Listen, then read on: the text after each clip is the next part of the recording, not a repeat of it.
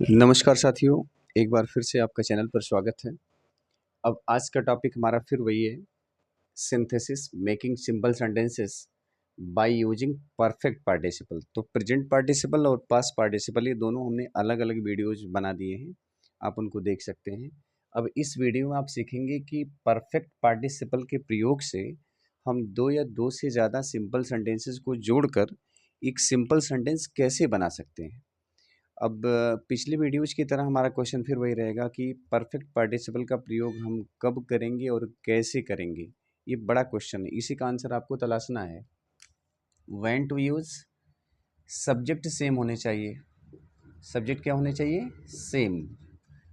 और क्या होना चाहिए? मीन्स एक कार्य के पूरी तरीके से समाप्त हो जाने के बाद तब जाकर दूसरा कार्य प्रारंभ होता है। एक कार्य के पूरी तरीके से समाप्त होने के बाद दूसरा कार्य प्रारंभ होता है। और तीसरा कि एक कार्य खत्म होगा पूरी तरीके से, तब जाकर के अगला कार्य प्रारंभ होगा। मतलब हम यूँ कहें कि ज्यों ही या त्यों ही का ऐसा कोई भाव इसमें नहीं होता है। सब्जेक्ट सेम होंगी और एक कार्य के समाप्त होने के बाद दूसरा कार्य प्रारंभ होगा। ये तो जवाब रहा आपका कि व्हेन टू यूज़, हम इसका प्रयोग कब करेंगे। और हाउ टू यूज़, अब हाउ टू यूज़ में देखिए, जो कार्य पहले खत्म हुआ रहा होगा, जो कार्य पहले घटित हुआ रहा होगा, जो एक्शन पहले हुआ रहा होगा, उसी की फाइनाइट वर्ब को हम हैविंग प्लस वर्ब के थर्ड फॉर्म में बदल देंगे। हैविंग प्लस वर्ब के थर्ड फॉर्म में बदल देंगे। कब? जब वाक्य एक्टिव में होंगे, मतलब जब पहला सेंटेंस एक्टिव में होगा, एक्टिव वॉइस में होगा, तो उसकी मुख्य क्रिया को, फाइनाइट वर्ब को हम परफेक्ट पार्टिसिपल में बदलेंगे। कैसे? हैविंग प्लस वर्ब का थर्ड फॉर्म लगा के। और यदि वाक्य पैसिव में दिया गया है तो having plus been plus verb का थर्ड फॉर्म लगा देंगे। ठीक है। अब यहाँ तो जितने हमने एग्जाम्पल्स लिखे हैं सब एक्टिव में ही हैं, तो एक एग्जाम्पल हम यहाँ बढ़ा लेते हैं, पैसिव में कर लेते हैं। आप कह सकते हैं कि the student was punished, he wept bitterly। Example हमने ले लिया है पैसे में आपको दिखाने के लिए, अभी आखिरी में चलते हैं। तो आइए हम एग्जाम्पल देखते हैं। ही finished his work, he went home. मतलब उसने अपना कार्य समाप्त कर दिया, वह घर गया। अब आप इसमें देखिए कि क्या क्या कंडीशन हमने आपको बताया था कि सब्जेक्ट सेम होंगे, तो सेम है यहाँ पे। एक कार्य के समाप्त होने के बाद दूसरा कार्य प्रारंभ होगा, वो भी यहाँ फॉलो हो रहा है। और कौन सा कार्य पहले समाप्त हो रहा है? वर्ग, कि पहले वो घर जा रहा है? पहले वर्ग समाप्त हो रहा है। तो इसी की फाइनाइट वर्ब को आपको having plus verb third form में बदल देना है। क्यों? क्योंकि ये वाक्य एक्टिव में लिखा गया है, तो इसको हटा देंगे। यहाँ आप लिखेंगे क्या? हैविंग, और फिर आप लिखेंगे फिनिश्ड।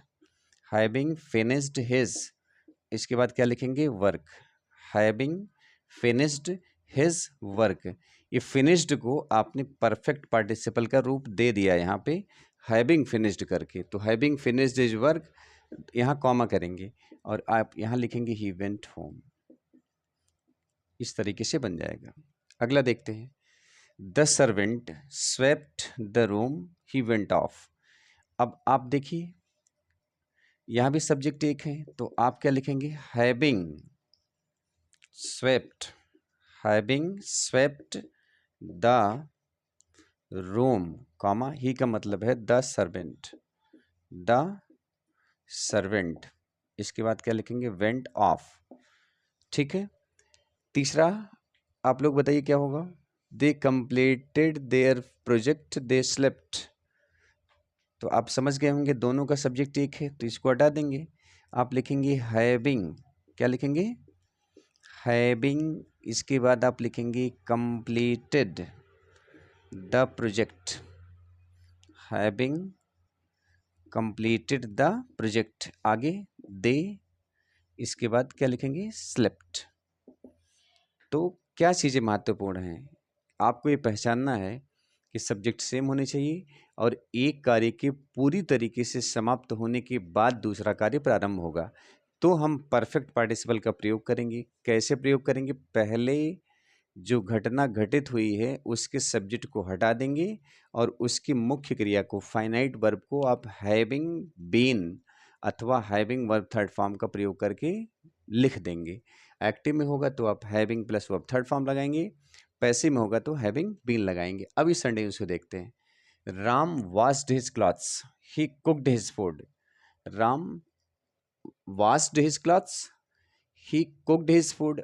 ध्यान दीजिए, यहाँ वॉश्ड आया है, यहाँ कुक्ड आया है, तो पहले कपड़ा धुलता हो फिर वो खाना बनाता है, तो आप लिख देंगे हैविंग, हैविंग, इसके बाद आप लिखेंगे वॉश्ड हिज, फिर लिखेंगे क्लॉथ्स, कॉमा, यहाँ क्या होगा, राम कुक्ड हिज फूड।